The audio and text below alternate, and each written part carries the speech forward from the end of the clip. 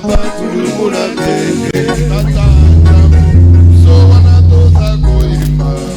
Alléluia, Hosanna, papa kulumuna bébé. Alléluia, Alléluia, Alléluia, Hosanna, papa kulumuna tenge. Mimi natumaka mwimbo juu ya kukufundisha, unaisha kuikala unanyangalia. Me mwimbo ya falile mulefu hapo ni yua hiyo. Hapo unafua sambla saa au yuani kuimba. Ni haya. Mbele ya Mungu mwanze kulishusha. Haleluya. Haleluya. Haleluya. Hosanna. Baba kulumuna. Haleluya. Haleluya. Haleluya. Hosanna. Baba kulumuna.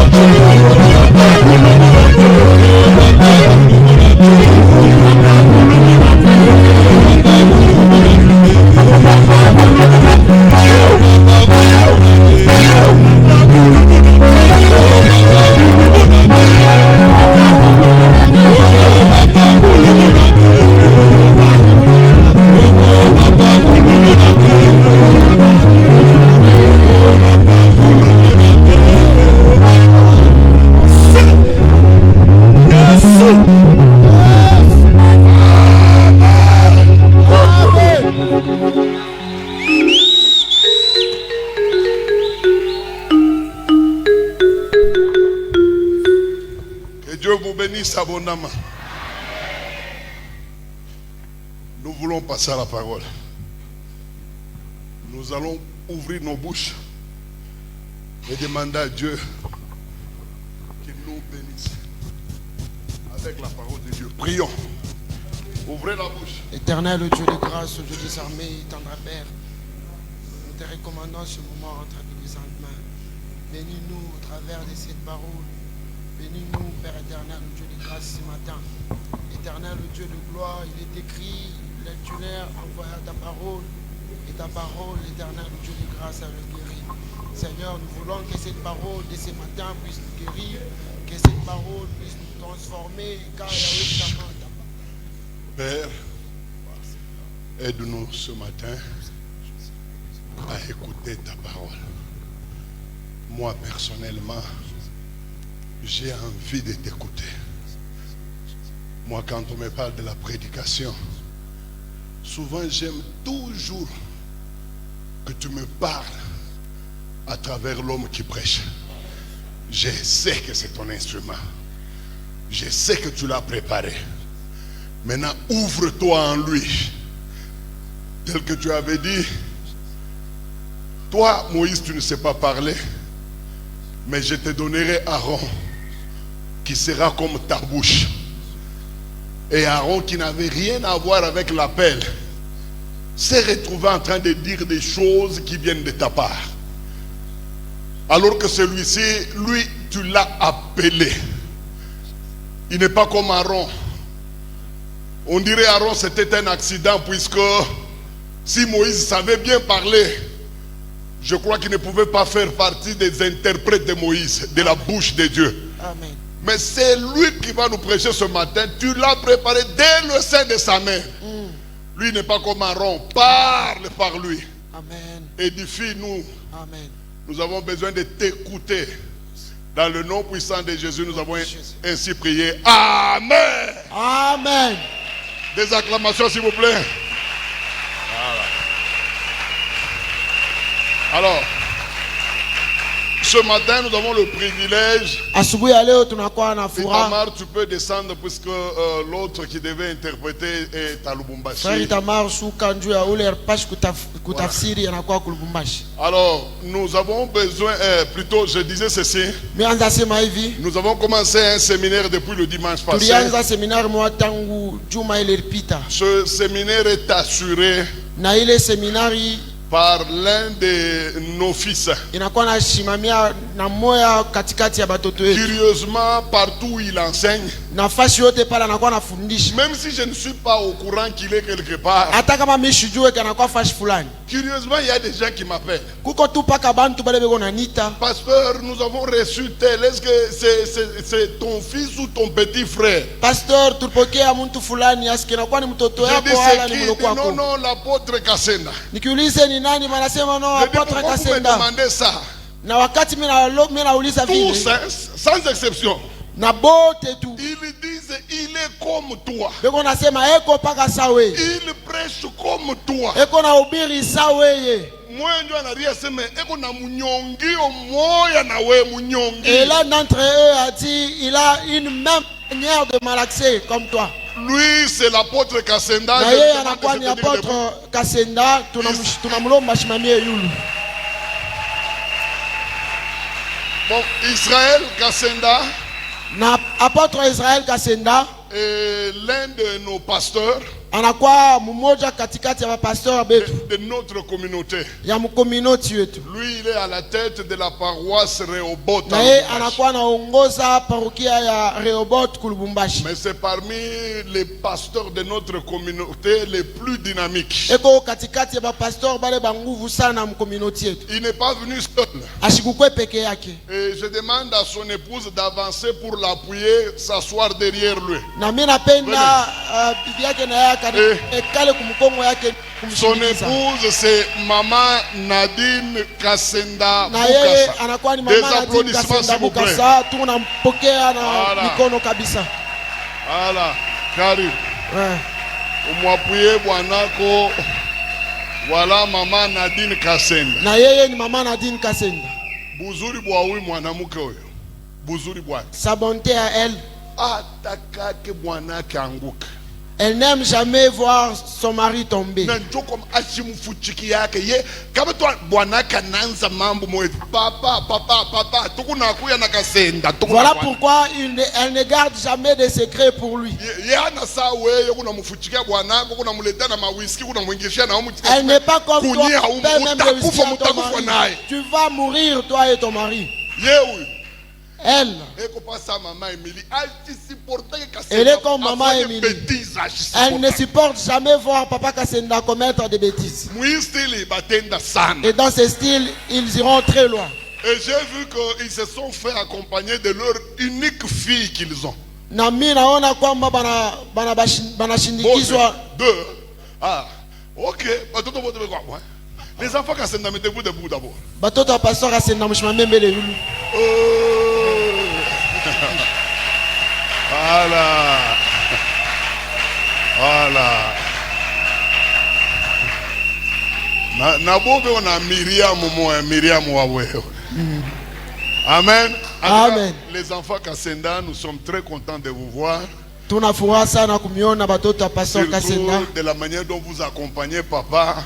Na sana zaidi ya kuona vile mnakuwa mnashindikiza papa. Voyons que ce n'est pas vous tous, mais nous croyons que tunaminia tu ya kwamba même les plus courts là. Nous les accueillons avec les acclamations. Sera interprété par notre ingénieur Itamar Lungeni. Itamar Lungeni.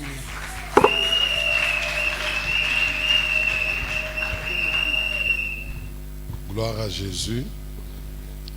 Que Dieu soit loué. Qu'il vous bénisse. Merci à papa. Merci à vous tous. Salutations à maman Émilie. Nous saluons la maman présidente qui est aussi dynamique. Et nous vous saluons vous tous. Que Dieu vous bénisse. Je salue les serviteurs. Papa me connaît très bien.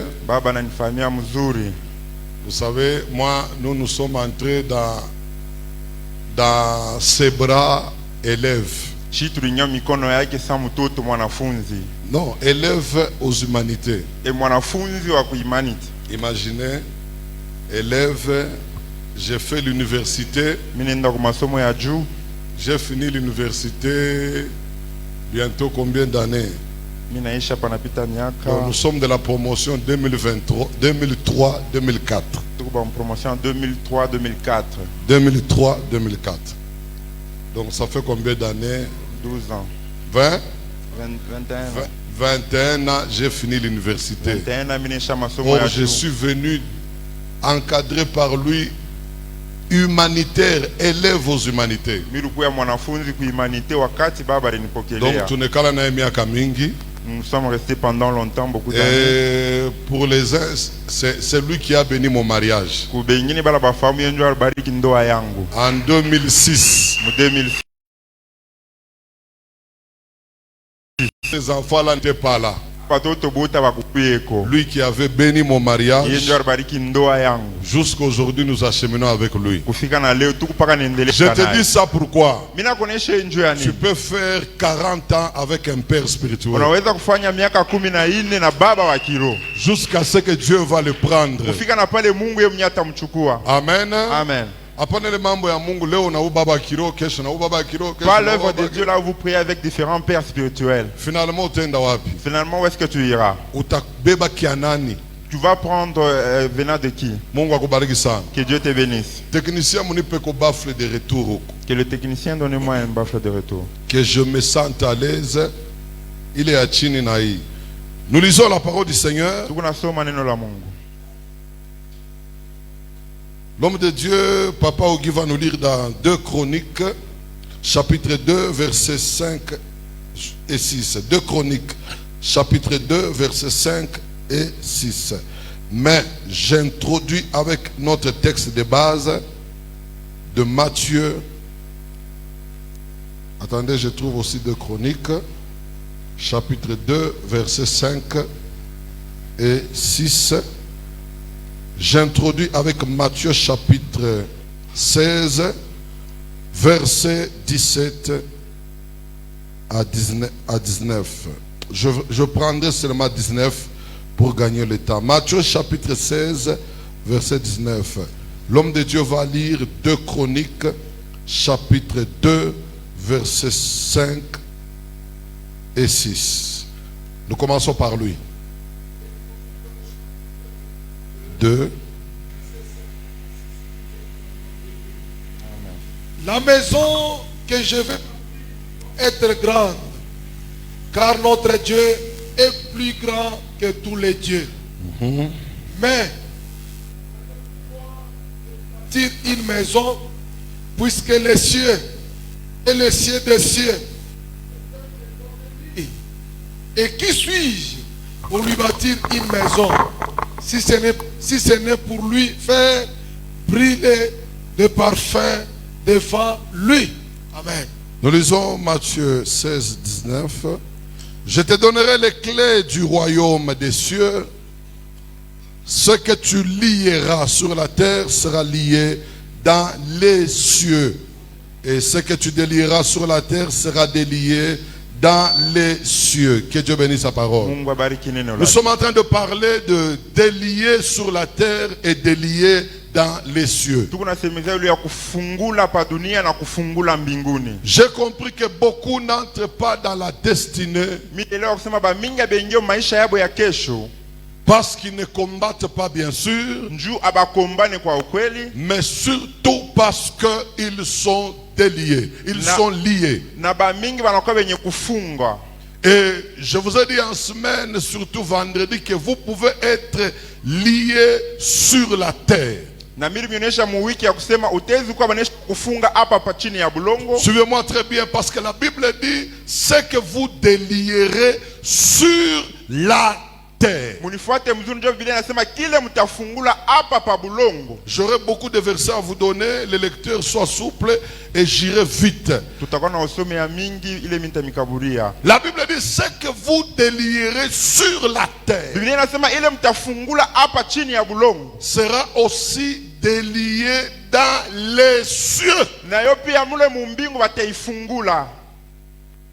Donc l'homme et tout ce qui est à lui peuvent être liés sur la terre là où il vit. Mais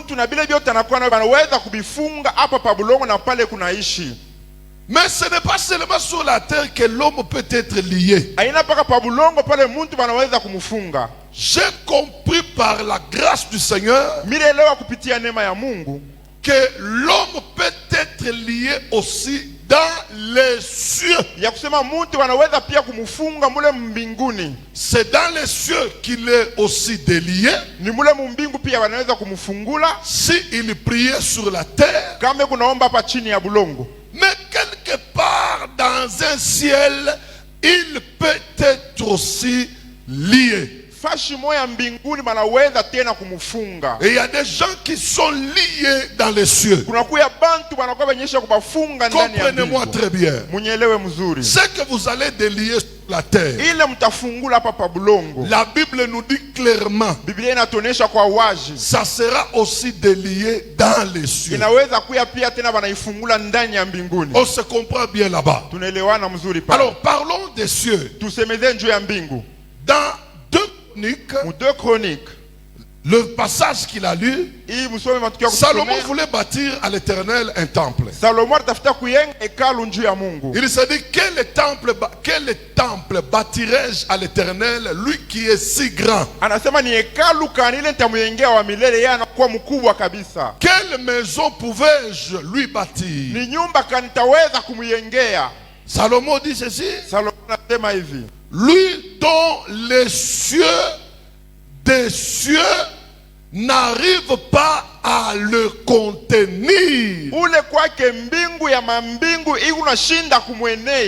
Quelqu'un dit Amen. Amen. Il a cité 3 cieux ici. Au verset 6, il dit qui a le pouvoir de lui bâtir une maison, puisque les cieux et les cieux des cieux. na mbingu yule ya mbingu. Il a prononcé les cieux 3 fois. Alitaya mambingu mara 3. Est-ce que quelqu'un me comprend? Mtu mwana nyelewa. Je reprends. Minarudilia. Puisque les cieux Njuu ya mbingu et les cieux na mbingu des cieux ya mambingu n'arrivent pas à lui contenir. ye inashinda kumwenea. Donc il y a 3 cieux. Nukusema kuna kuya mambingu 3.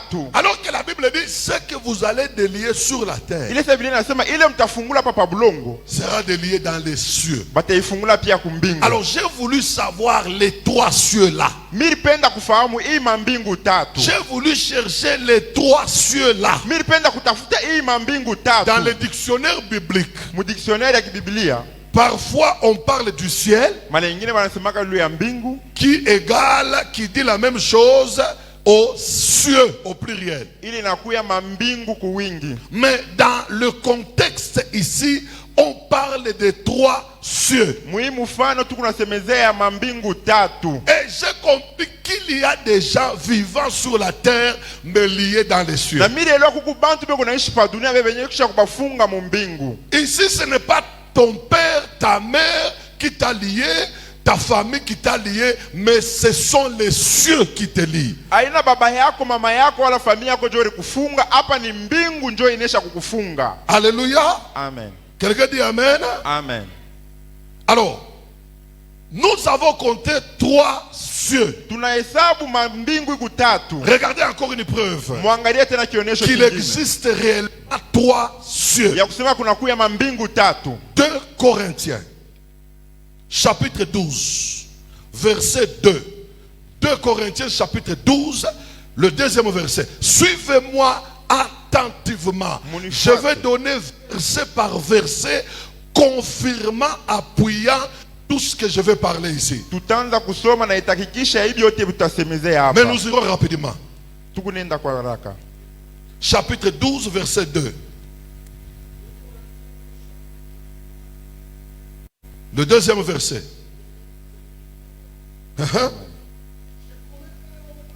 Son micro, s'il vous plaît, les gens derrière n'entendent pas.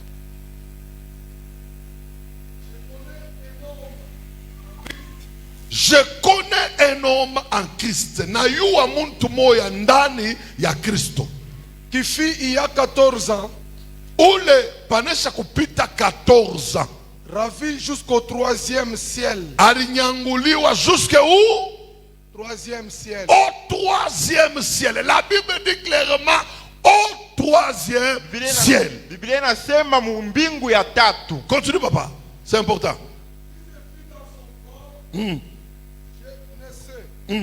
Et si c'est fit hors de son corps, je ne sais, Dieu le sait. Celui qui parle ici c'est Paul. Wewe kunasema hapa ni Paulo. Il dit je connais un homme en Christ Anasema mimi na mtu mmoja ndani ya Kristo. qui fut ravi Yeye barumubeba jusqu'au 3e ciel. kumufikisha mu mbingu ya 3. Donc l'homme a compté ici 1er ciel, 2e ciel, 3e ciel. Ule mtu alibarula mbingu ya kwanza, ya pili na ya 3. On ne peut pas parler de 3e ciel, pas 2e ciel. Abezi kusemeza mbingu ya 3 kama kuna ya pili. On ne peut pas parler de 2e ciel s'il n'y a pas 1er ciel. Abezi kusemeza mbingu ya pili kama kuna mbingu ya kwanza. Paul, pendant qu'il était ravi, Paul wakati barumubeba il a compté 3 cieux. alibalula mambingu 3. Et je donne raison à Salomon qui a aussi parlé de 3 cieux. Na mimi nahakikisha kile Salomo alisema mambo ya mambingu 3. Alors Paul dit, je ne sais pas si c'était dans son corps ou en dehors de son corps. C'est-à-dire, il est monté avec le corps physique ici des humains. L'apôtre Paul dit, je ne sais pas. Mtume Paulo anasema shiuwe kama ilikuwa ni kimwili ndio ilipanda wala ilikuwa ni roho yake. Si c'est en dehors de son corps, je ne sais pas. Kama ni nje ya mwili yake Mais mishiuwe. ce que je sais, selon la Bible, le jour de l'enlèvement, Ile mimi najua kufanana na Biblia siku ya kunyanulivu. la Bible dit les morts en Christ ressusciteront premièrement. Biblia inasema bale bakufa ndani ya Kristo batafufuka wa kwanza. Écoutez très bien, la Bible dit les morts en Christ. Il y a une précision. Les morts en Christ. Bale walikufa ndani ya Kristo. Tout celui qui n'est pas mort en Christ que tu connais ne ressuscitera jamais. Ule wote alikufa nje ya Kristo hashitafufukaka kamwe. Et lorsqu'ils seront ressuscités, la Bible dit, Na wakati watafufuka, Biblia inasema ils auront des corps transformés. Ils seront revêtus d'autres corps. Pas le corps que tu as là. batakuwa na mwili yenye kubadilisha, hapana hii mwili wewe unakuwa nayo. Et la Bible dit, nous les vivants qui seront restés, Shie bado tutakuwa tunaishi, nous tutabakia, monterons avec eux, tutapanda pamoja nao avec autres corps. na mwili pia La Bible ingine. appelle les corps glorieux. Ile kunaita mwili ya utukufu, Pas le corps de Kabelo, le corps de mascarade, hapana mwili ya maskara wala ya kabelo, pas le corps de baby L, non, non. hapana mwili ya bibi ela, hapana.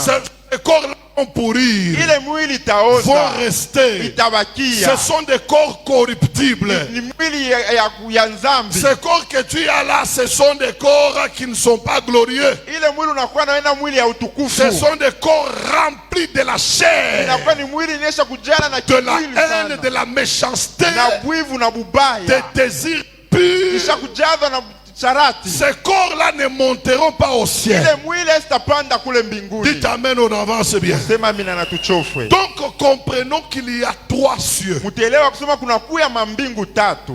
Je vais vous montrer le premier ciel. Mitavionyesha mbingu ya kwanza. Allons dans Genèse chapitre 1er. Twende kumwanzo. Genèse chapitre 1er verset 6 à 9. Genèse chapitre 1er verset 6 à 9. Est-ce qu'on peut aller rapidement? Nous sauterons pour lire 14. Lisons d'abord 6 à 9. Voyez comment le ciel a commencé. Tuone namna kani mbingu ilianza. Genèse chapitre 1, verset 6 à 9. Dieu dit qu'il y a une étendue Qu'il y ait une étendue. qu'il y ait une étendue entre les cieux, Les eaux. entre les eaux, et qu'elle sépare les eaux d'avec les eaux. Dieu a séparé d'abord les eaux d'avec les eaux. Mungu anachanisha mai na mbingu. C'est-à-dire il est entré au milieu des eaux. Nikisema likaa katikati ya mai, Il a séparé les eaux de gauche et les eaux de droite. anabeba mai ya huko anaweka kushoto na ya kuume. C'est comme à la mer Rouge, n'est-ce pas? Inakuwa sasa kumai Mais mekunda. cette fois-là, c'était dans l'espace, dans les hauteurs. Hapa ilikuwa ni muespace umu muvidu. Continue, papa. Et Dieu fit l'étendue Et Dieu fit l'étendue. L'étendue, c'est quoi? Entre les deux eaux là, cet espace-là, c'est ce qu'on a appelé l'étendue. et il sépara les eaux qui sont au-dessous de l'étendue. La Bible dit il a séparé les eaux qui sont au-dessus de l'étendue. Yulu ya étendue. Il est maïrbakia yulu. Mungu anaipeleka tena mbali na ile ewa, ile espace. D'avec les eaux qui sont au-dessus de l'étendue. Ok. Et cela fit ainsi. Verset 8. Dieu appela l'étendue ciel. Ah, ce qui est resté, l'espace qui est resté entre les deux eaux. Interprète pas. Ile fwashi ilibakia katikati ya mai mbili. Les eaux d'en haut et les eaux d'en bas. Maji ya yulu na ya chini. Cet espace-là, Ile fwashi ya c'est wazi. ce que Dieu a appelé ciel. Ndio ile Mungu aliita mbingu. Continue. Ainsi il y eut un soir, il y eut un matin. Ce fut le second jour. Verset Ainsi, 9. c'était maintenant le premier jour. Na ndio vile ilikuwa siku ya kwanza. Alors verset 14 à 17. 14 à 16. Dieu dit qu'il y ait des luminaires dans l'étendue du ciel. Dieu a pris des luminaires, il a placé dans l'étendue du ciel. Mungu anabeba mamwangaza na weka mwile ya yulu. C'est Dieu qui a fabriqué, qui a créé même le ciel. Ni Mungu njoo aliumbe na yenye mbingu. En séparant les deux eaux. Mukwachanisha ile mamaji mbili. Et les luminaires qu'il a placés Na ile là-bas, mamwangaza aliweka mule. dans le ciel, pour quel objectif? Ndani ya mbingu ni juu ya shabaka. Hein? Pour séparer le jour d'avec la nuit. Ok. Que ce soit des signes pour marquer les époques, les jours et les années. Verset 15. Et qu'ils servent de luminaires dans l'étendue du ciel pour éclairer la terre. Alors ces luminaires-là, Dieu les a créés en les plaçant dans le ciel pour séparer les époques et les jours avec la nuit. Verset 16. Dieu fit les deux grands luminaires. Le plus grand luminaire pour présider au jour. Ok. Et le plus petit luminaire pour présider à la nuit, Ok. il fit aussi les étoiles. Donc le premier ciel, hein, Mbingu ya kwanza. c'est ce que nous voyons tous. Joele tuku naona shibote. Là où il y a les luminaires, Mule munakuwa mamwangaza. les étoiles, Manyota. les grands luminaires Mule munakuya mwangaza munene. qui sont le soleil et la lune. Ile nakuya jua na mwenji. Il les a placés là-bas pour séparer le jour et la nuit. Aliweka pale nje kuashanisha bushiku na mchana. Donc, lorsqu'il est jour, nous savons que Wakati nakuwa mchana le tunayua soleil kusema a apparu. yua itatoka. Et lorsque c'est la nuit, nous savons que le soleil est tombé et Na wakati couché. tunayua sasa ni bushiku yua inaenda kulala. Ces ciels-là, Ile mbingu ou ile. ces cieux-là, Wala ile mbingu. qui est caractérisé par les Ile luminaires, inakuwa na kionyesho kia c'est le mwangaza. premier ciel. Inakuwa ni mbingu ya kwanza. Alors, je saute pour vous parler du troisième ciel. Mina luka jo nimsemezee mbingu ya tatu. Vous allez me comprendre pourquoi j'ai sauté. Mutaelewa kenye mina luka. Où se trouve le troisième ciel? Wapi kule kunakuya mbingu ya Nous tatu? sommes dans Ésaïe, Tunakuya ndani ya Isaya. chapitre 6, verset 1er. Itamar commence à citer tout ce que j'ai dit. Ne t'étais pas parce que ça me diminue. Commence à citer tout. D'accord. Yoza lokola notre tchakou, loba nyonso.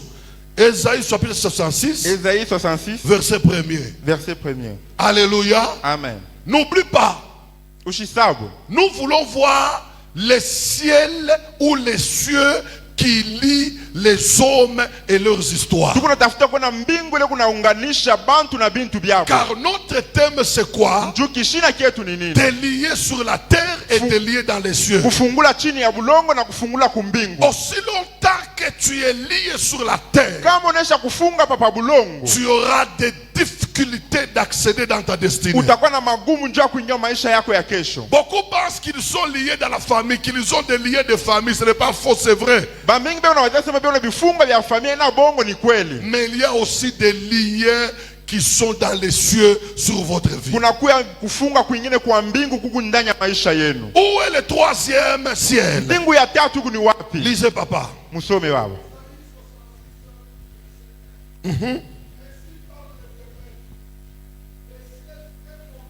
Le ciel est mon trône. Mbingu na kwa kichi kia enzi yangu. Ok?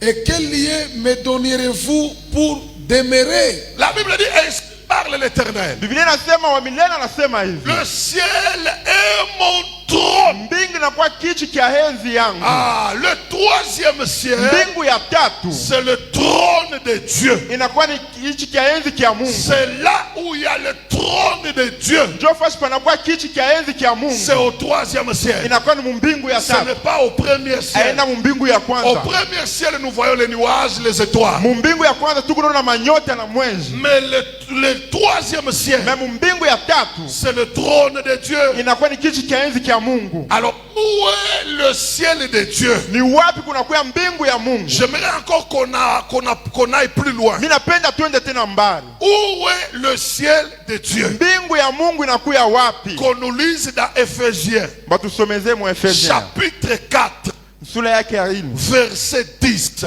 Kistari kile kia En tout cas, 10. nous sommes en train d'y aller pièce contre pièce, verset Tukunenda biblique. na kuleta maverse paka vile. Alléluia. Amen. Éphésiens chapitre 4, verset 10. Donne-moi ton attention. Merci. C'est le même qui est monté au-dessus de tous les cieux. Oh, c'est lui qui est descendu. Ule alishuka. La Bible dit c'est lui qui est descendu. Inasema ule alishuka. Qui est descendu? Nani alishuka? Est-ce que c'est Jean? Ni Jean? C'est Matthieu? Ni Matthieu? C'est Luc? Est-ce que ni Luka? Qui est descendu? Nani Et alishuka? pourquoi la Bible dit il est descendu? Najua ni Biblia inasema C'est alishuka. qu'il vient d'en haut. Ni kusema anatokea kule juu. Il vient du ciel. Anatokea mbinguni. Du troisième ciel. Anatokea mbingu ya tatu. Il vient au trône de Dieu. Anatokea mkichi cha enzi Ah, cha c'est Mungu. pourquoi la Bible dit c'est lui qui est descendu. Ndio kwa maana Biblia inasema ule alishuka. C'est qui? Ni nani? C'est le même qui est monté au-dessus de tous les cieux. Oh là là, c'est le même qui est monté. Ni yeye ule moya moya alipanda. Écoutez ce que la Bible dit. Il est monté où? au-dessus de tous les cieux. Au-dessus de tous les cieux. Alipenda yulu ya mambingu yote. Celui qui est descendu. Ule alishuka. Jésus-Christ de Nazareth. Yesu wa Nazareth. C'est le même Ilipaka ye moya. qui est monté Alipanda tena. au-dessus. Yulu. La Bible dit au-dessus. Biblia inasema yulu. La Bible dit très bien au-dessus Biblia inasema yulu. de tous les cieux. Ya mambingu yote. De tous les trois ou les deux cieux. Ya yulu ya mambingu yote mbili. Bien aimé, il n'y a que Jésus Ilipaka Yesu bapenda. qui était descendu Ule aliweza kushuka. venant d'en haut. Anatoka juu. Il a laissé la gloire. Anacha Il utukufu. a laissé le trône. Anacha kiti cha Il a enzi. laissé la dignité. Anacha shukrani. Il est descendu. Anashuka. Il est descendu. Anashuka. En descendant, Mukushuka. il a passé le deuxième ciel. Anapita mbingu ya pili. En descendant, Mukushuka. il est arrivé au premier ciel. Anafika na mbingu ya En kwanza. descendant, Mukushuka. il est venu sur la terre. Anafika na pabulongo. Comment Namna kani. il s'est fait chair. Ye alivuala mwili. Il est entré dans le ventre d'une femme. Aliingia muntumbo ya C'est comme mwanamke. ça qu'il était descendu. Njo vile alishuka. Après avoir achevé sa mission, Kisha ye kuisha kazi il yake. est allé à la montagne des Oliviers. Anaenda kumulima Olivier. Il est monté. Anapanda tena. Il est monté où? Anapanda wapi? Ah, au-dessus Anapanda de yulu. tous les cieux. Ya mambingu De yote. tous les cieux. Na yulu ya mambingu yote. Jésus-Christ de Nazareth. Yesu wa Mnazarete. Donc le ciel de Dieu Mbingu ya Mungu est au-dessus de tous les cieux. inakuwa yulu ya mambingu yote. C'est pourquoi Paul l'a appelé le troisième ciel. Njo kwa maana Paulo aliita mbingu ya tatu. C'est pourquoi Salomon lui l'a dit. Njo kwa maana Salomo alisema, Qui a le pouvoir de lui bâtir une maison? nani anakuwa na uwezo ya kumjengea nyumba? Puisque les cieux Mchuma mbingu et les cieux na mbingu des cieux ya mambingu yote va le contenir. hivi nashinda mkumwenea. Donc le ciel de Dieu Nikusema mbingu ya Mungu est au-dessus de tous les cieux. inakuwa yulu ya mambingu yote. Il est au troisième ciel. Yeye anakuwa mbingu ya tatu. Bien aimé, Jésus n'est pas n'importe qui. Mapendo Yesu ashina mtu wote wote. Aucun sorcier ne peut monter là où Jésus est monté. Hakuna mloja tamu anaweza kupanda kule Yesu alifika. Akukombanishaka Même s'il te combat. ula na kulokaka C'est lui qui t'a sorcier. hata pandaka vile Il Yesu peut jamais alipanda. monter comme Jésus a monté. Jésus est monté Yesu alipanda au-dessus de tous les cieux. yulu ya mambingu yote. Ah, c'est pourquoi la Bible dit Ndio kwa maana Biblia inasema il a reçu le nom alipata qui njina est inakuya au-dessus yulu de tous ya les manjina noms. ya manjina. Pourquoi il a reçu le nom qui est au-dessus de tous les noms? Njua nini alipata njina inakuwa yulu ya manjina Parce yote. qu'il est celui Njua anakuwa qui hule est monté alipanda au-dessus yulu de tous les cieux. ya mambingu yote. Unalipanda mambingu Celui yote qui est monté au-dessus de tous les asubuhi ya cieux. leo Ce matin, akutendeye, il vient agir. akonekanie, Il vient agir. aonekane pa maisha Il yako, agit dans ta vie. aonekane mu mambo Il yako, agit dans ton problème. aonekane mu vita Il yako. agit dans tes combats. Hii mwaka atembe na Que wewe. cette année qu'il puisse marcher avec toi. Kama balikulaka Si lufu, on t'a promis la mort, balikulaka on t'a vita, promis la guerre. je te dis, Nina konesha. celui qui est monté Unalipanda au-dessus yulu de tous les cieux, ya mbingu il est yote. avec toi. Anakuwa pamoja na Il wewe. marchera avec toi. Atatembea pamoja na Il wewe. t'accompagnera. Atakuwa pamoja na Il te wewe. protégera. Atakukinga. David dit, Daudi anasema wa milele, l'Éternel wa est milele mon berger. anakuwa mchungaji Je wangu. ne crains Na Je ne mishtongopa, crains na mishtongopa aucun mal. hata ubaya hata Il a ubaya. dit à ses disciples, Anaonesha kwa mitume je yake, serai takuya avec na vous mweye jusqu'à la fin kufika na de kumwisho temps. ya wakati. Pendant que tu me donnes amen, Wakati uko nasema Yesu amina, akuwe na wewe. que Jésus soit avec Yesu toi, akuwe na que wewe. Jésus soit avec toi. Akuachaka Il ne va jamais te laisser, hata banakupika vita. même si on te fait de Yesu combat. akuwe na Que wewe. Jésus soit avec La toi. Bible dit, Biblia inasema celui qui garde ule kuna chunga, Israël, ule kuna chunga il ne Israeli, sommeille ashivivi ni yake ne na dort. ashila lake. Pokea mjina la Yesu. Reçois ça au nom de Jésus. J'ai appris que Funda kusema les Américains ne sont jamais arrivés à la ligne. ya kusema ba Amerika abaya fikaka kumwenji. Oui, c'est sorti. Ils savent que c'est du mensonge toutes ces années ici. Ilitoka na inakuwa ni bongo hii miaka yote bantulandaka. C'est du film banaturnaka ase banafika Ce kuli. sont des films qu'ils tournent en disant qu'ils sont arrivés à la lune. Lui, Ni paka ye sans avion, ashukwe na ndege, sans fusée, ashukwe na ndege, sans hélicoptère, ashukwe na sans helicopter, aucun appareil. ashukwe tena appareil. Il est monté au-dessus de tous les cieux. yulu ya mambingu Est-ce que yote. tu peux l'acclamer? Unaweza kumchapia mikono. Amen. Tu ne comprends pas. Amen. Tu ne comprends pas. Aunyelewe. Tu ne comprends pas. Auyanyelewa. La science dit, Kufundisha kunasema. la science dit, Ufundisho vous inasema. ne pouvez pas vous approcher du soleil. Hamwezi kukaribia jua. Le soleil est à des milliers de kilomètres. Jua inakuya mbali sana makilomita. Mais lui, quand il a créé les ciels, Wakati ya aliumba mbingu, il a mis le soleil dans le premier ciel. aliweka jua mu mbingu ya kwanza. Écoutez, Mesa mshikie. quand il est monté, Wakati anaanza kupanda, il est arrivé là où il y a le premier ciel. alifika pale panakuwa mbingu ya Il kwanza. l'a dépassé. Anaipita. Le soleil ne l'a pas brûlé. Jua ya kumchoma Parce hapana. que c'est lui le soleil de la justice. Jua inakuwa jua ya mwenye haki. C'est lui le soleil que Yeye ndio anakuwa jua. quelqu'un a dit soleil arrête-toi. Ule mtu alisema jua shimama. Et le soleil s'était arrêté Na jua inashimama pour lui donner la jua victoire. kumkaburia ushindi. Si Jésus s'arrête Kama Yesu comme anashimama, étant le soleil, anasimama kama dans ta jua vie, ndani ya maisha il te yako, donnera la victoire. atakupea ushindi. Reçois ta victoire. Pokea ushindaji. Reçois ta victoire. Pokea ushindaji. Je déclare comme apôtre, Mimi natangaza sa mtume. tout combat qui se lève à qui pousse contre toi, Ukomvi bote mbona unakushimamia humu mkipu celui qui est monté au-dessus de tous les ule cieux, alipanda yule ya mambingu yote. atangusha ile Il vita, va faire tomber ce combat. angusha ile Il va vita, faire tomber le combat. angusha ile Il vita. fasse tomber le combat. Pale kunasema amen. Lorsque tu dis amen, Angusha ile qu'il vita. fasse tomber le combat. Ah, pale kunasema amen. Lorsque tu dis amen, Angusha ile qu'il vita. fasse tomber le combat. Frère, lui qui est monté, Vile alipanda, qui l'a fait descendre? nani alimshusha? Qui peut le faire descendre? Nani anaweza kumshusha? Écoute-moi, Pilate na mubamba. Pilate l'a arrêté. Pilate lui dit, Pilate anamuonesha, j'ai le pouvoir nakuwa na uwezo de t'arrêter ou de te relâcher. ya kukubamba wala ya kuachilia.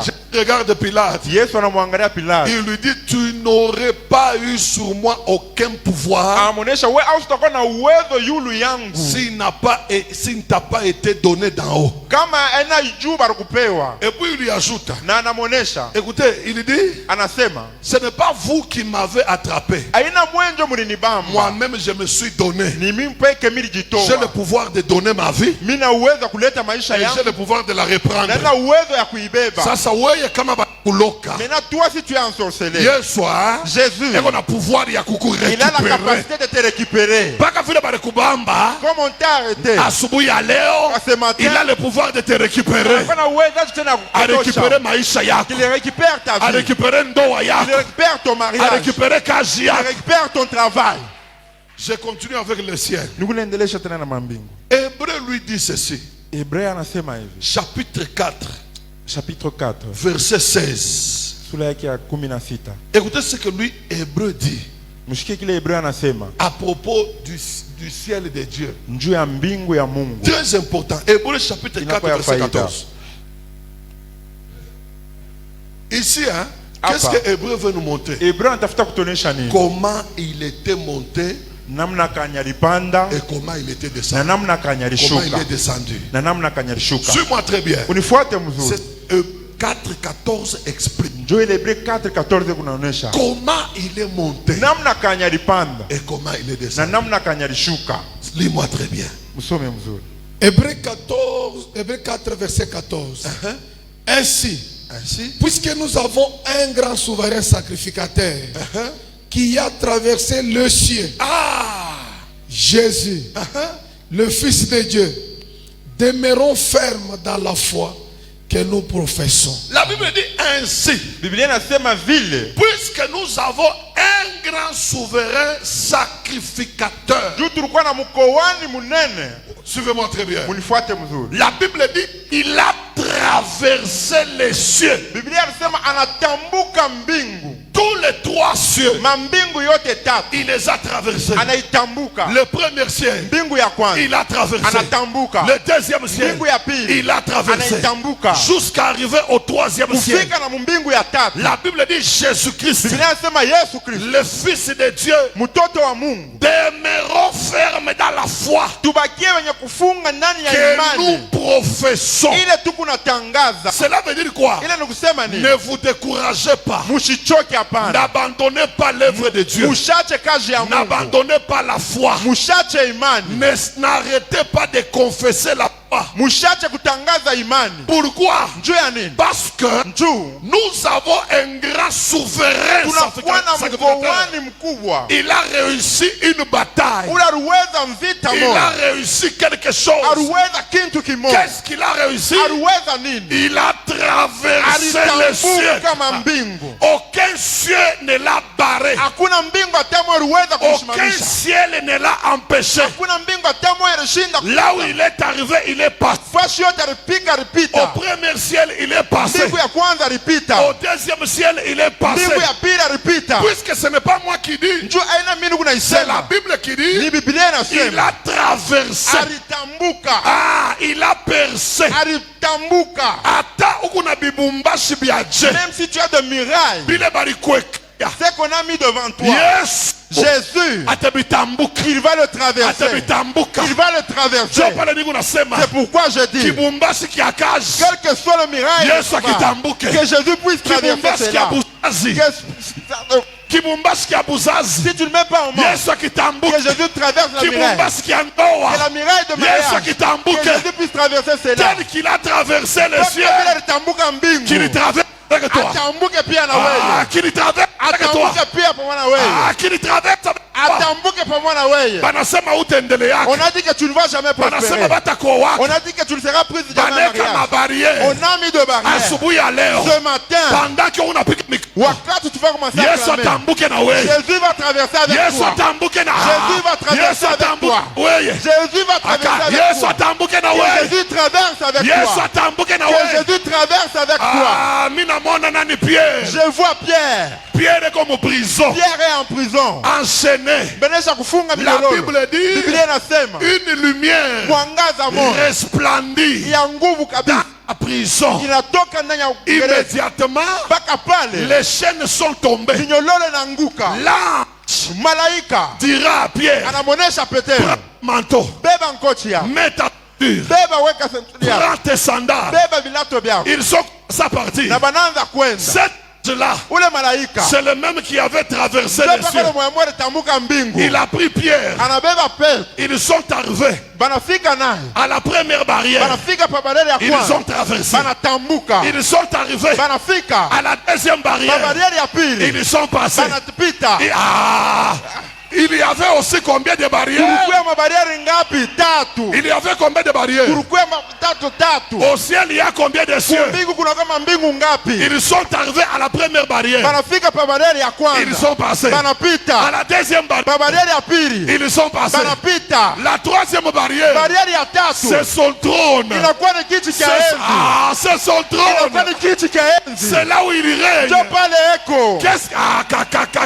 Qu'est-ce que la troisième barrière a fait? Ni nini mbingu barriere ya tatu ilifanya? Lorsque la troisième barrière Wakati barriere ya tatu a vu Jésus, inamwona Yesu. la Bible dit, Biblia inasema elle s'ouvrit d'elle-même. inarifungukia yo Elle yenyewe. s'ouvrit d'elle-même. Inarifungukia yo yenyewe. Shikani kwambie, Laisse-moi te dire, hakuna barrière aucun barrière itakuempeshe. ça peut t'empêcher. Kama kuna Si Yesu, tu as Jésus, utapita fuashi il va yote. passer partout. Asubuhi ya Ce leo, matin, quand de David quand de David, passait les barrières, upite ma barrière, traversait les barrières, utambuke ma barrière, frayait les barrières. utambuke ma barrière, Ah, papa fraye les barrières. utambuke ma barrière, Maman fraye les mama barrières. tambuka ma barrière, Ah, même les barrières politiques, hata ma barrière tu politique, vas les frayer. utaitambuka. Les barrières de la tribu, Hata ma barrière ya kabila, effrayé. utaitambuka. avec Jésus, Na Yesu, tel qu'il a traversé les mpaka vile cieux, alitambuka mambingu, qu'il traverse avec toi. atambuke pamoja na wewe. Sema Yesu tambuka na Dis mie. Jésus traverse avec moi.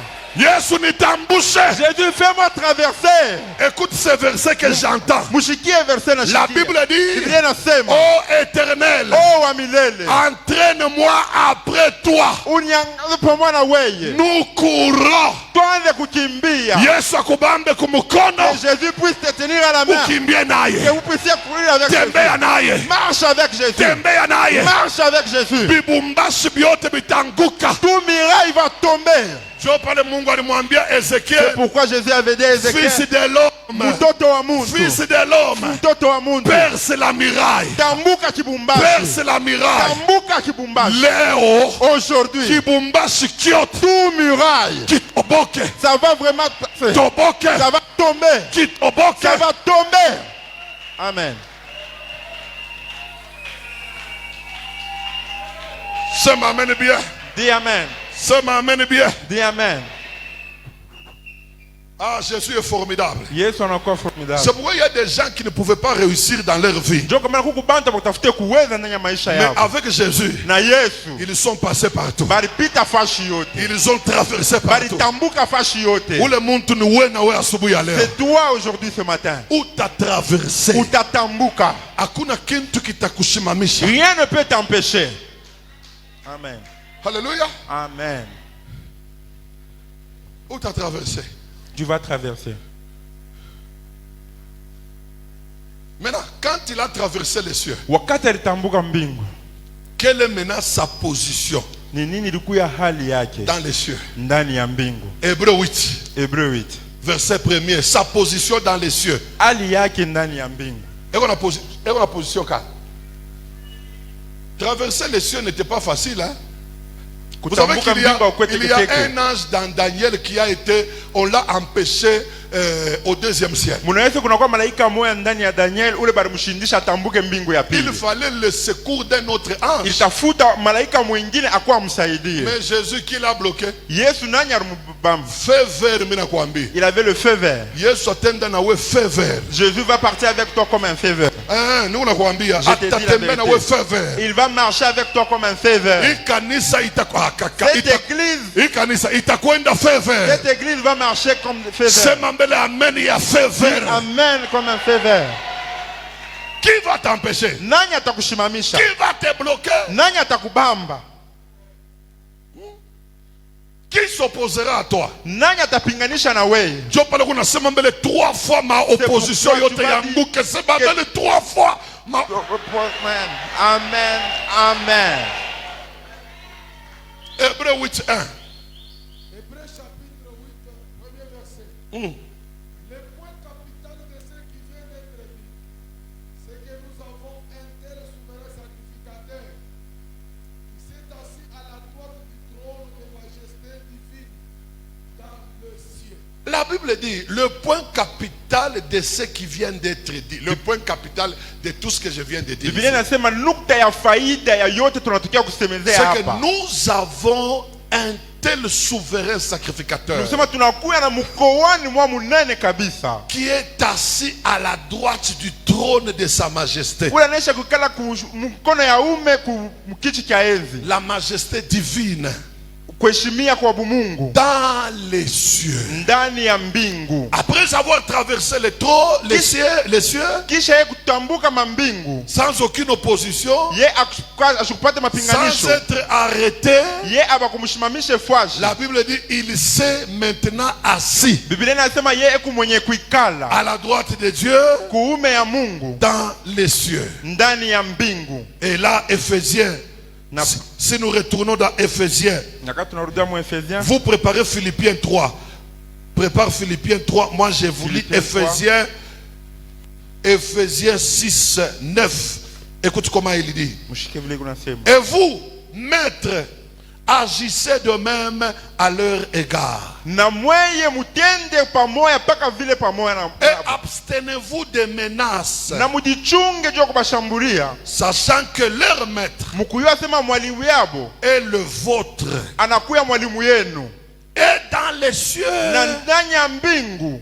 Et que devant lui, na kumbele yake il n'y a point d'acception des personnes. hakuna achanisho ya muntu. Notre maître à nous tous. Mwalimu wetu shibote. La Bible dit sa position, Biblia inasema hali yake, sa localisation. fashi yake, Il est dans les cieux. anakuya ndani ya mbingu. Alléluia. Amen.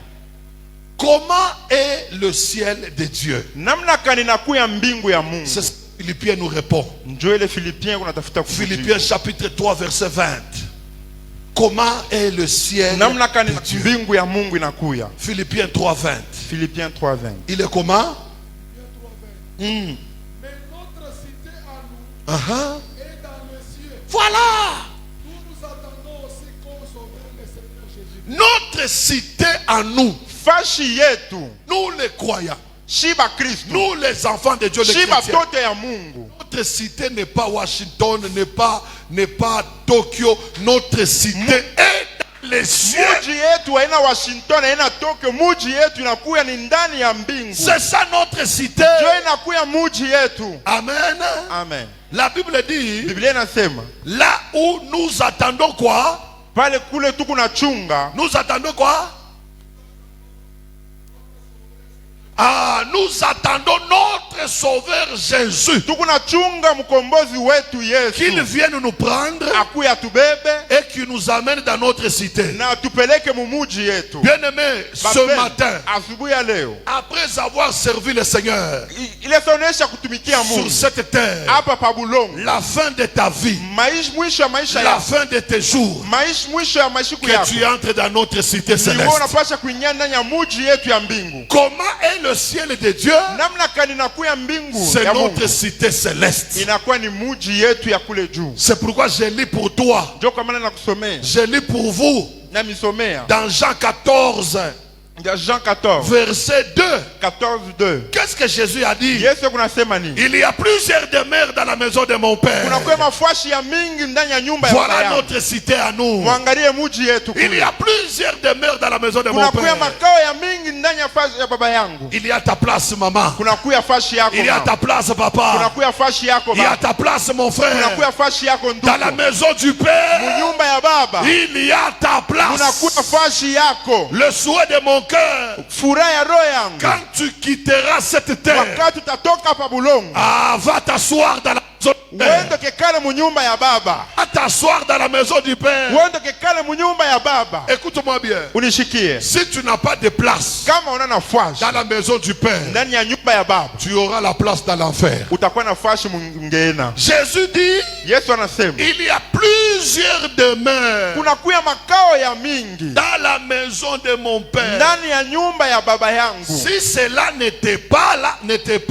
Kama ile ikukuye, je vous l'aurais dit. mimi tafuta kumionesha. Et puis il dit, Anasema je vais vous préparer une place. mimi nenda kumitayarishia fashi. C'est-à-dire tel que vous êtes là. Nikusema vile unakuya pale. Si vous êtes réellement sauvé sur la terre, Kama unakuwa mwenye kukolewa mzuri hapa pa Jésus bulongo, est déjà parti te Yesu préparer une anaisha place. kwenda kutayarishia fashi. C'est-à-dire que tu es là, Pale tu unakuya, as déjà une place. unakuwa na fashi. Je ne sais pas, cette place qui n'a pas de poussière, Misho ile fashi haina na mvumbi. on ne le suit pas. Abaipanguzake. On l'a déjà préparé. Anaisha kuitayarisha. Elle attend quand tu vas venir. Hivi unachunga wakati utafika. Ce qui me choque, c'est quoi? Ile kuna nishoke ni nini? Il y a des gens à qui Jésus a déjà préparé des places. Kuna kwa wale bantu Yesu kutayarisha mafashi Mais yao. en tombant dans le péché, Mebe kuna nguka en mbusharati. mourant dans le péché, Kufa ndani ya busharati. leur place risque d'être vide. Ile fashi yao inaweza kubakia ya wazi. C'est pourquoi le jour qu'on avait organisé une noce, Ndio kwa maana wakati walitayarisha les karamu, places étaient restées vides. fashi bakiaka wazi. Le maître de la fête a dit, Mwalimu wa ile fete anafika, allez au croisé des chemins, anasema mwende mumapanda njia. appelez les boiteux, appelez les Mwende gens, babilema mwite bantu. appelez-les, afin que ma maison soit quoi? Njuu ya nyumba yangu Remplie. ikwe paka na Donc hoteli. Dieu ne veut pas que les places soient vides au ciel. Mungu asipende mafashi bakie wazi kule mbinguni. Il faut que quand tu quittes la terre, Inapasha wakati utatoka pa bulongo, tu ailles occuper ta place au ciel. uende kekale pa fashi yako kumbingu. Quelqu'un dit Amen. Mtu mwasema amina. Maintenant, je vais aborder le deuxième ciel. Mimi nitasemezea juu ya mbingu ya pili. Mais avant d'aborder le deuxième ciel, kabla mimi kusemezea yule mbingu ya pili, le troisième ciel, vous devez retenir que, mbingu ya tatu mnapasha kubamba hiki selon Paul, kufanana na Paulo dans 2 Corinthiens, mu 2 Corinthiens chapitre 12, 12 versets 2 à 3 qu'on a lu, 2 à 3 ile tulitokea kusoma. selon Paul, Kufanana na Paulo, il définit le troisième yeye ciel kunasemezea yule mbingu ya tatu comme étant inakuya le paradis de Dieu. ni paradis ya Mungu. Il dit au verset 3, Anasema mkistari kyake je cha sais tatu, que cet homme, mimi nasema ule si muntu ce fut dans son corps kama ilikuwa ni mwili yake ou sans son corps, wala bila mwili yake, je ne sais pas, mishi yuwe, Dieu le sait. Mungu anaifahamu. Il fut enlevé Ye bari mubeba dans le paradis ndani ya paradis et qu'il entendit na alishikia des paroles ineffables misemo mizuri qu'il n'est pas permis à un homme d'exprimer. ile airuhusu kwa muntu aiseme. Écoutez comme ça l'ambiance du paradis. Mushikie ile nakuya hali ya kule kuparadis. Paul avait entendu des paroles qu'on ne peut pas exprimer par un homme. Paul alishikia ile misemo ile muntu ashezi kuisema. Aina pake maluga eto roshoko Ce ne sont pas seulement nos langues que nous parlons ici. des paroles qu'on ne peut pas exprimer. Ile misemo hatuwezi kuisema. Une langue qui n'est pas sur la terre. Ile lugha haina pa dunia. Ce n'est pas le kichinois, non, non. Haina kishinois Ce sont hapana. des paroles qu'on ne peut pas Ni exprimer. misemo ile tutashinda kusema. Le troisième ciel, Mbingu ya tatu c'est le paradis. inakuwa ni paradis. Mais bien aimé, mais j'ai compris une chose. Na mimi elewa kintu, Que ce troisième ciel, ile mbingu ya tatu il joue quel rôle? iko na cheza role kani. Si nous ouvrons sur la terre, Kama tuko hapa pa bulongo, lui aussi ouvre là où il est. kama tunafungula na yeye pia anafungula kule eko. J'ai compris aussi que le troisième Na ciel, mimi elewa kusema mbingu ya tatu c'est le ciel qui a nos bénédictions. ni mbingu ile inakuwa na mabaraka Car la yetu. Bible dit,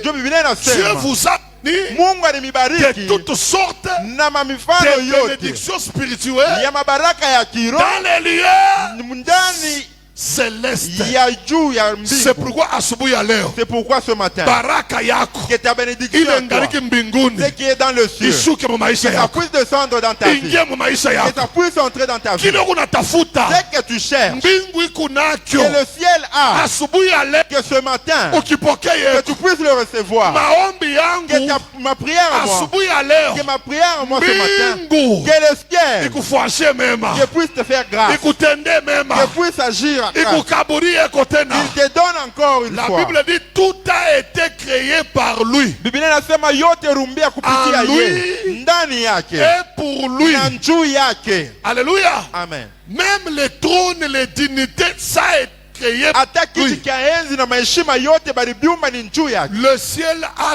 tout ce que nous avons besoin. Mbingu inakuwa na vyote bila shi tunahitaji. Tu peux être sur la terre. Utezi kuwa pa bulongo. Bantu abayue avenir yako. Les gens ne savent pas c'est quoi ton Mais le avenir. ciel Mais mbingu a ton avenir. inakuwa na maisha yako Le ya kesho. ciel, Mbingu c'est ce qu'il va faire. inayua ile C'est tafanya. pourquoi David dit, Ndio kwa maana Daudi oh, anasema, Dieu, oh Mungu, mes destinées, makesho yangu, mes destinées maisha yangu ya sont kesho entre tes mains. inakuwa ndani ya mikono yako. Leo asubuhi Ce matin, Mungu akupatie destiny que yako. Dieu te donne ta destinée. Asubuhi ya leo Que ce matin, Mungu shushe que destiny le yako. ciel fait descendre ta destinée. Qu'est-ce que le ciel ne peut pas te Ni donner? nini ile mbingu itashinda kukupa? L'argent. Ni makuta. La Bible dit l'or et l'argent lui Biblia appartiennent. inasema fedha inakuwa yake. Qu'est-ce que le ciel ne peut pas te Ni donner? nini mbingu itashinda kukupa? Ne crois pas que pour toi c'est fini. Ushaminia kusema yako Le kunaisha. ciel Mbingu peut encore faire quelque chose. inaweza kufanya kitu ndani ya maisha yako. Maintenant regardez le deuxième ciel, on commence la prière. Sasa mwangalie mbingu ya pili na tuanze maombi. Le deuxième ciel, Mbingu ya pili c'est le ciel le plus dangereux inakuwa ni mbingu ya hatari kabisa et le plus mauvais. na ya mubaya kabisa. Nous sommes dans Philippiens, Tunakuwa ndani ya Philippiens chapitre 2, chapitre 2 le verset 9 à 10. 9-10. Philippiens chapitre 2, verset 9 à 10. Ok. Mhm.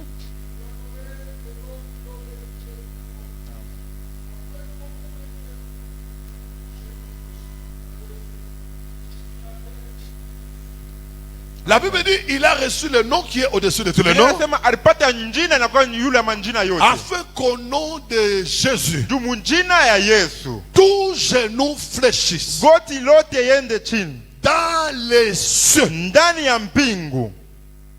On parle aussi de ce deuxième ciel Na ici. beku nasemezea hapa ni mambo ya mbingu ya pili. C'est surtout ce deuxième ciel ici qui fléchit beaucoup devant la gloire de Jésus. Ni njuu hii mbingu ya pili inikaleka napika goti sana kuutukufu ya Yesu. C'est un ciel qui s'oppose au royaume de Dieu, à l'œuvre de Dieu, aux enfants de Dieu. Ni mbingu moja inakuwa inapinganishana na batoto ya Mungu na kazi ya Mungu na utukufu ya Mungu. Mais devant son nom, Na kumbele ya ile ce mjina, deuxième ciel hii ici, mbingu ya pili il fléchit facilement. inatwangaka goti facilement. Alléluia. Amen. Luc 21 lui dit ceci. Luc 21 inasema hivi. Verset 26, je lis moi-même rapidement. Ndio nasoma mpige kwa Luc haraka. 21, verset 26.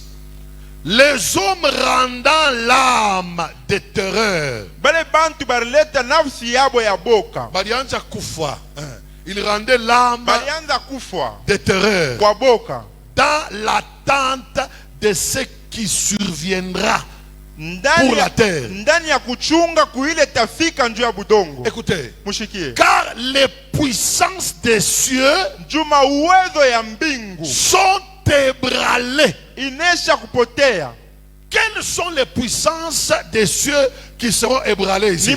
uwezo kani ya mbingu ile naweza kupotea. Ce ne sont pas les puissances de Dieu. Haina mauwezo ya Mungu. Non, non. Hapana. Les puissances qui seront ébranlées Mauwezo yanaweza kupotea. au jour de sa colère, Siku ya kasirani au yake. dernier jour, Kushiku ya mwisho. ce sont les puissances de Satan. Itakuwa na mauwezo ya shetani. Donc dans les cieux, Ndani ya mbingu il y a les puissances des cieux. kuna kwa mauwezo ya Ces mbingu. puissances des cieux Ile mauwezo ya mbingu sont au deuxième ciel. inakuwa mu mbingu ya pili. Ah, ce sont ces puissances Ni ici ile mauwezo ile qui combattent la terre, iko nakombanisha udongo. qui combattent les hommes ouins, Iko nakombanisha batumishi. qui fait tomber les hommes ouins. Iko natungusha batumishi ya Mungu. La Bible dit ce jour-là, Biblia inasema ile siku ces puissances des cieux ile mauwezo ya mbingu seront ébranlées. yo itapotea. Dieu va les enlever. Mungu ataitosha. Quelqu'un dit Amen. Mtu atasema amina. Quelles sont ces puissances des cieux? Ni mauwezo kani ile ya mbingu. Marc chapitre 13. Mark 13. S'il va trouver rapidement qu'il nous lise. Kama naweza kuipata kwa haraka Marc taweza chapitre kusomea. 13. Mark 13 Verset 24 à 26. 24-26. Alléluia. Amen. Tu es fatigué de versets? Unachoka Je kusoma. peux continuer. Mtezi kuendelesha. Allons vite, on termine. Marc chapitre 13. Verset 24 à 26. 24-26. Que Dieu vous bénisse. Amen. Lisez. Hein? Dans ces jours-là. Mwile shiku. Donc on parle du dernier jour là. Beko nasemezea shiku ya mwisho. Uh-huh. Uh-huh. Uh-huh.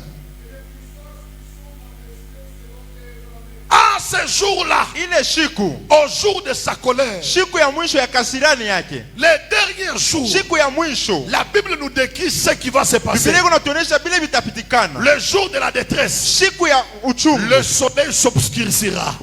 Jua itafuchama. La lune ne donnera plus sa lumière. Mwezi itatosha mwangaza yake. Les étoiles tomberont du ciel. Manyote tanguka kule mbingu. Et les puissances qui sont dans les cieux Na ile mauwezo na kwa ndani ya mbingu seront ébranlées. hiyo wataitosha. Église dans les cieux ici, Kanisa ndani ya mbingu il y a des puissances. kuna kuya mauwezo. Et ce sont ces puissances Na ni ile mauwezo qui lient les quartiers, na iko nafunga makartie. qui lient les nations, Iko nafunga mamuji. qui lient les peuples. Iko nafunga mataifa. Regardez notre guerre au Congo. Mwangalie bulongo wetu wa Kongo. Combien de prophètes ont prophétisé? Banabii ngapi balitabiri? Moi j'ai vu des prophéties qui sont sorties. Milioni matabiri ile litoka. Mars, Tembea. mois de mars, Mois de mars. la guerre va s'arrêter. Vite tashimama. Bandoukou, mois de mars, c'est répété. Le mois de mars est déjà passé. Je vois ceci. Minona iki. La guerre va aller de l'autre côté. Vite tageuka tenda kule. Jusqu'aujourd'hui. Na leo. Pourquoi cette guerre ne s'arrête pas? Njua nini hii vita ishi? Il y a des puissances dans les cieux Kuna kwa uwezo mwa ndani ya qui mbingu. créent des guerres, Ile kuna zala qui manvita. causent des morts, Ile kuna leta lufu. qui causent des mauvaises choses, Ile kuna leta bintu bibaya. qui lient vie des gens. ile kunafunga maisha ya bantu. J'allais vous énumérer ces puissances des cieux. Nitafuta kumtaia ile mawezo ya mbingu. Mais comme je n'ai pas le temps, Vile sina na wakati, je vous donne peut-être deux puissances. nikuna mikabra mawezo mbili. Première puissance des cieux, Uwezo ya kwanza ya mbingu c'est dans Ephésiens chapitre 6, inakuwa mu Efesiens 6 verset 12. verset 12. Ces puissances Ile mawezo sont dans le deuxième ciel inakuya ndani ya mbingu ya pili, ou le deuxième cieux. wala mu mbingu ya pili. C'est pourquoi il y a des fois vous priez, vous sentez qu'il te bouge. C'est pourquoi kutokoma wakati lorsque vous priez vous vous sentez très lourd. Il y a des fois vous sentez l'église ne grandit pas. Il y a deux fois mtona kanisa inenepe. L'église ne croisse pas. Kanisa yende mbele. Aïna ce pasteur lui le mbusharati. C'est pas que le pasteur est impudique. Il y a des puissances des Non, cieux. kuna koma uwezo ya Il y a mbingu. des quartiers. Kuna kuya makartier. Ça, là où je suis avec Rehoboth, Mule niko na Rehoboth. c'est un quartier. Ni quartier mo. C'est à peine quelques années ma église n'a pas pu kushikirika. Ni huku miaka tu ya kumkongo que les églises zinaanza kuzalika. Les églises n'avançaient pas. Makanisa ikwanza Ce kuendelea. sont ces puissances des cieux là Ilikuwa ni ile mawezo ya qui mbingu. peuvent contrôler tout un quartier. Inaweza kuangalia quartier yote Ces mzima. puissances des cieux là Ile mawezo ya mbingu peuvent contrôler un quartier inaweza kukontrole quartier où aucun analyste à l'université ne peut sortir. mula kutakuwa mtu mwa wa masomo ya juu anaweza kutoka amo. Regardez lorsque Philippe a dit à Nathanaël, Mwangalie vile Filipo anamuonesha j'ai Nathanael. vu le Messie, Miliona Mesia. celui dont la loi et les prophètes ont parlé. Ule banabii balitangaza. Nathanaël n'a pas accepté. Nathanael ashikuichike. Qu'est-ce qu'il a dit? Anasema nini? Peut-il venir quelque chose de bon de quoi? De Nazareth. De Bethléem, hein? De Bethléem, De Nazareth. de Nazareth.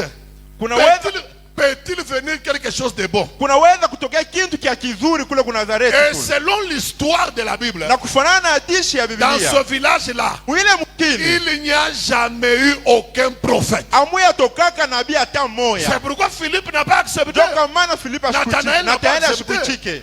Pourquoi dans ce coin-là, Njua nini mwile mtu? il n'y a eu aucun prophète? Amuya tokaka nabii hata Parce que moya. les puissances des cieux, Juma uwezo ya mbingu. inawakele ma ministère. C'est en train de tuer ce ministère de La ville prophète. de Kipusha, Muhimu ya Kipushi. regardez son histoire. Mwangalie hadithi yake. N'a jamais eu 5 puissants pasteurs Abaya dont les noms sont allés sur le plan international. abaya pataka ba pastor tano bale basha kuendaka banafahamu monde mujima. Aïna Kavumu, Ce n'est pas de l'orgueil. Aïna flatterie. Ce n'est pas de la fratrie. J'ai vécu à Kipushi Ishi ndani ya Kipushi. ma jeunesse.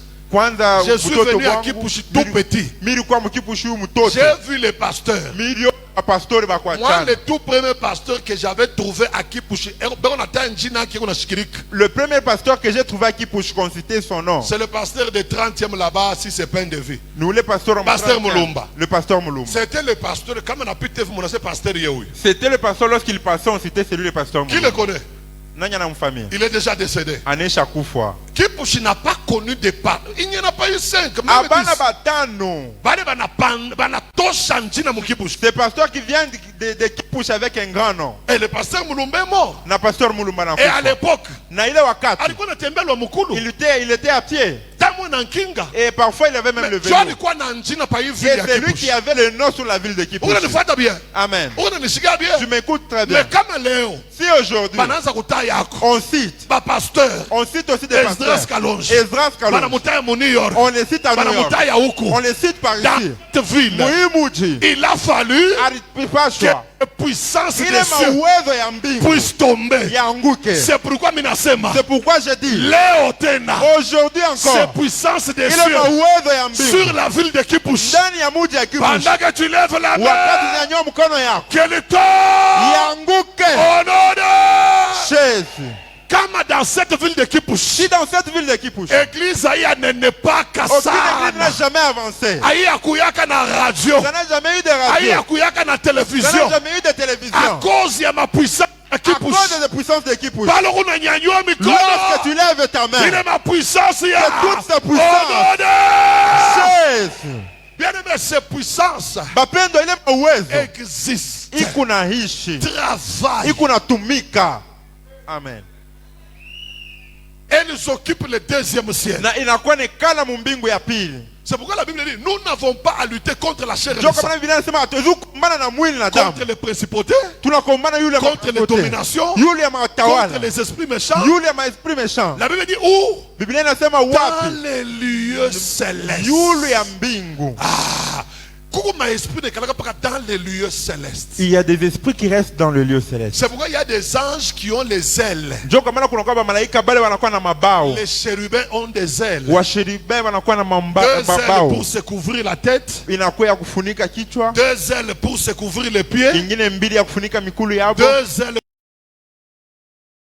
Ces puissances sont dans les airs. Dans le deuxième ciel. Et aussi volent. Mais ce matin, ils vont tomber dans ta vie. Dans ta maison, ils vont tomber au nom de Jésus. Dans cette église, ils vont tomber au nom de Jésus. Ils ont une couverture au niveau de l'église. On a dit que cette église ne va jamais croire.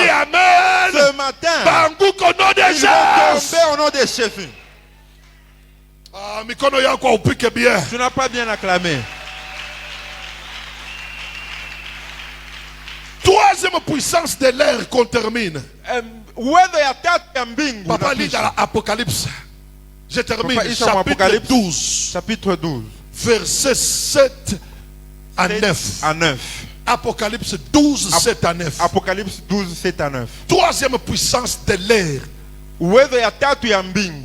Dans le deuxième ciel. C'est pourquoi tu peux voir ta vie n'avance pas sur cette terre.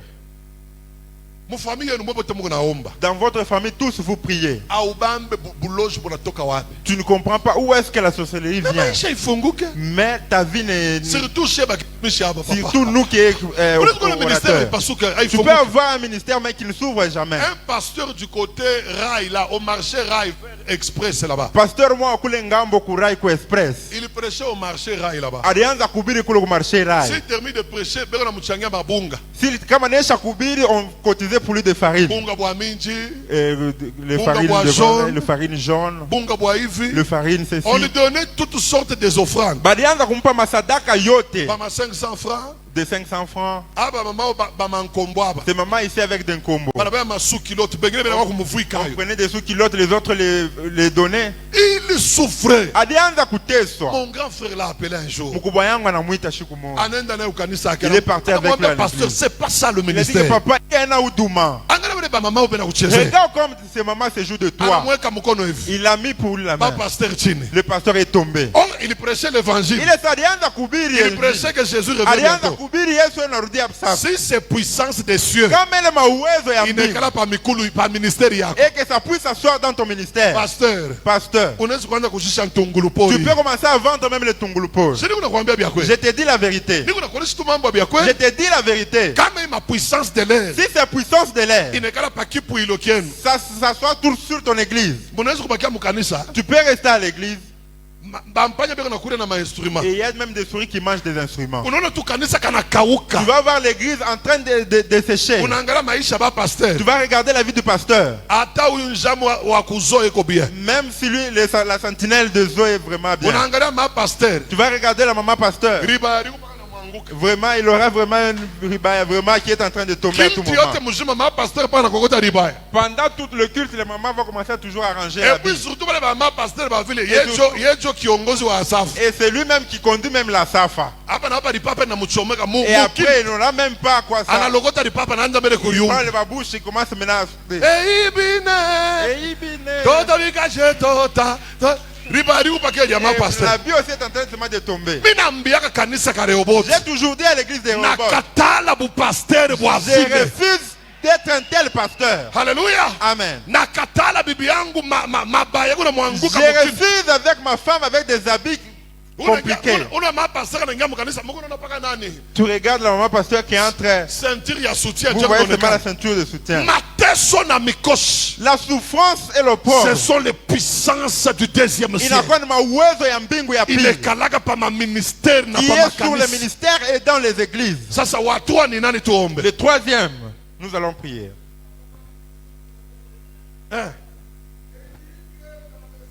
Il est guerre où? Il est guerre où? Il est guerre. Jo guerre moi il pas donné. qu'on n'avait pas connu sur la terre. Jo guerre moi il C'est le seul combat qui s'est tenu au ciel. La seule guerre du ciel. Pas Deuxième guerre mondiale. Pas le deuxième, première mondiale. Guerre froide. La guerre froide, non, ça c'est sur terre. Ça, c'est au ciel. Entre qui? Nani.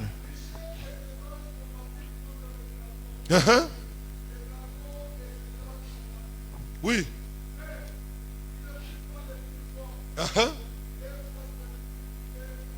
C'est que tellement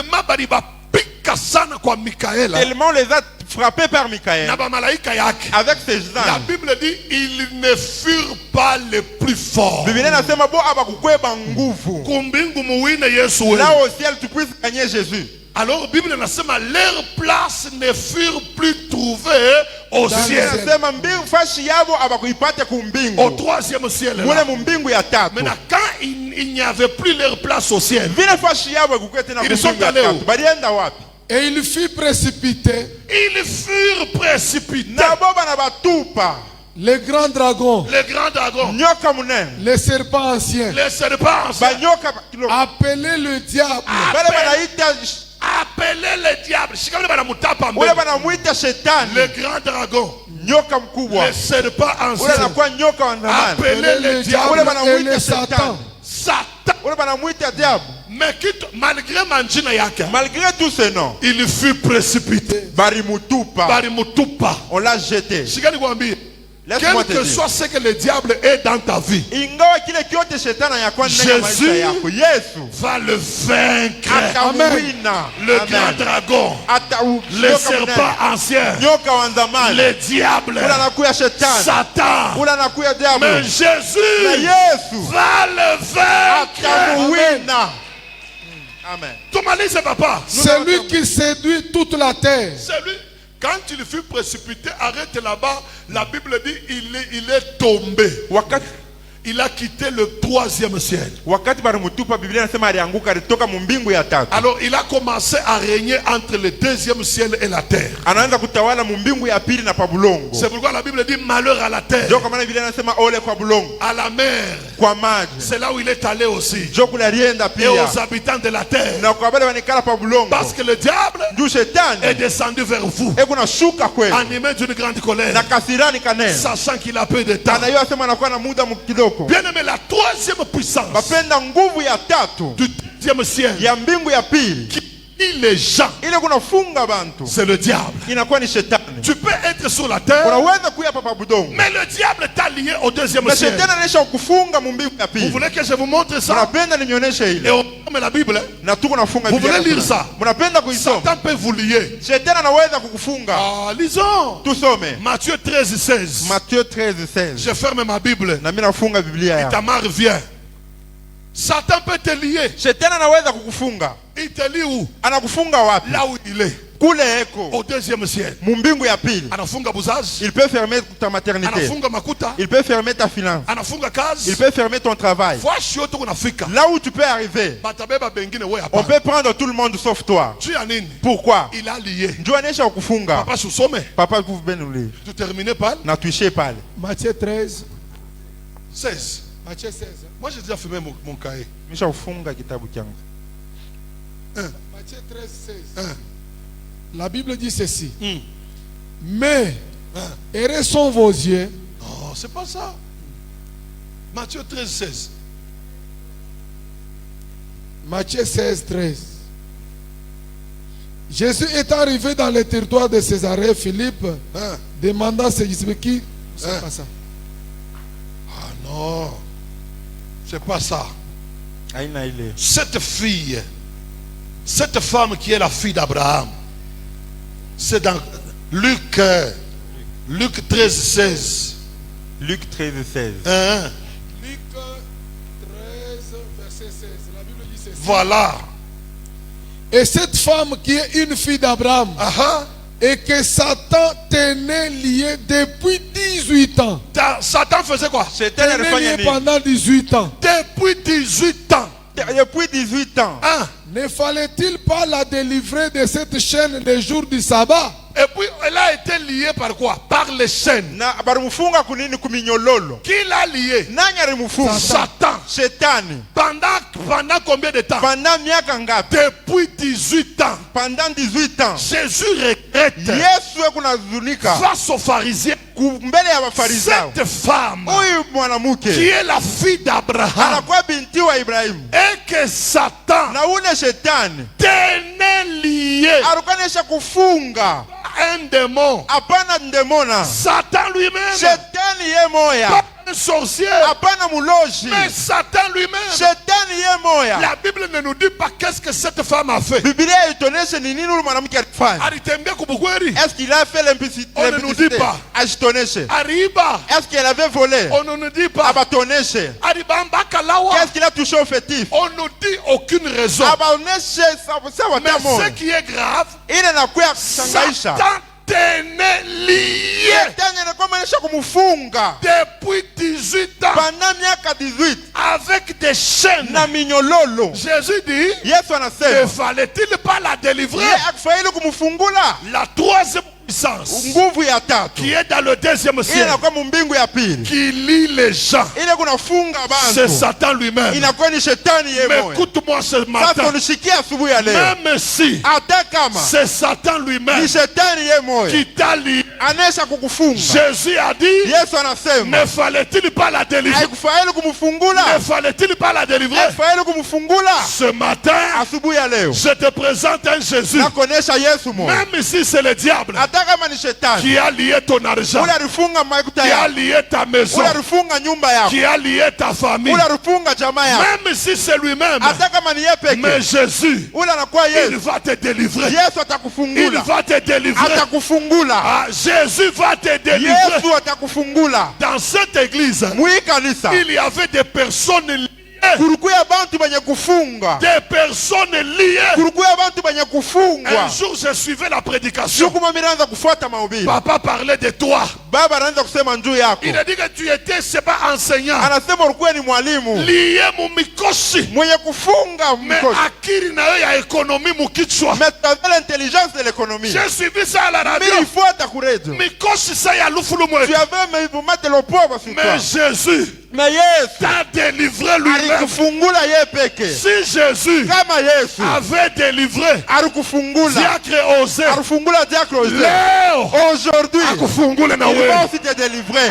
Akufungule na Il va wewe. aussi te délivrer. Deuxième ciel, Mbingu ya pili. itacha kazi Ça va yako, laisser ton travail. itacha maisha Ça yako. va laisser ta vie. Je termine.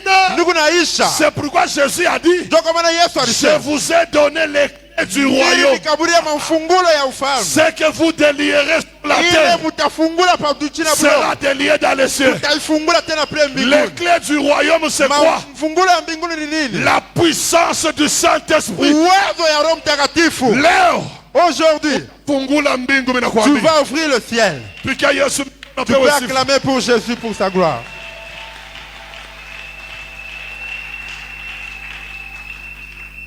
Jésus est combien? Jésus est tellement merveilleux. Avant toi, je priais. Avant de commencer la prière, j'aimerais que ceux-là qui vont vraiment être bénis ce matin, vous allez me donner les enveloppes. Nous courons vraiment derrière le temps. J'ai voulu demander à papa qu'il puisse nous oindre pour briser le chaîne du deuxième ciel. Je ne sais pas si papa peut le faire avec. Voilà. Alléluia. Amen. Alors, on va nous préparer l'huile. Nous allons partir à